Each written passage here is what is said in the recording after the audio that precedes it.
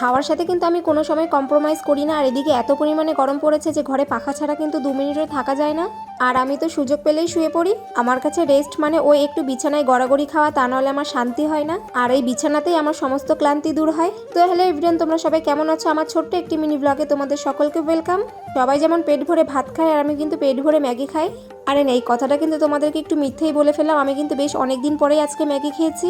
আচ্ছা, তোমরাও কি এরকম ম্যাগি খেতে ভালোবাসো? অবশ্যই আমাকে কমেন্ট করে জানিও। বেশ অনেকদিন পরেই ম্যাগি খেয়েছি, পুরো মন ভরে গেছে, মানে তৃপ্তি করে খেলাম এক কথায়। জানো তো, আমার জীবনে একটা বড় স্বপ্ন আছে, সেটা কবে পূরণ করতে পারবো সেটা আমি নিজেও জানি না। তবে এটুকু জানি, তোমরা সবাই পাশে থাকলে, সবার আশীর্বাদ থাকলে পরে সেই জায়গাটা একদিন ঠিক তৈরি করতে পারবো। অনেক মানুষের থেকে অনেক কথা শুনেছি, এখনও কথা শুনে যাচ্ছি। শুধুমাত্র আমি আমার এখন একটা স্বপ্ন পূরণের আশায় বসে আছি। আর এইদিকে দেখো, আমি রাতে ঘুমানোর আগে কিন্তু প্রায়ই মাঝে মধ্যে একটা দুটো করে কলা খাই। কিন্তু কখনোই আমাকে কলা কিনে খেতে হয় না, যেহেতু আমার এটা বাবার বিজনেস, সবসময় ঘরে থাকেই। আমার এই ছোট্ট ব্লগটি যদি তোমাদের ভালো লেগে থাকে, অবশ্যই আমার পাশে থেকো। Good night.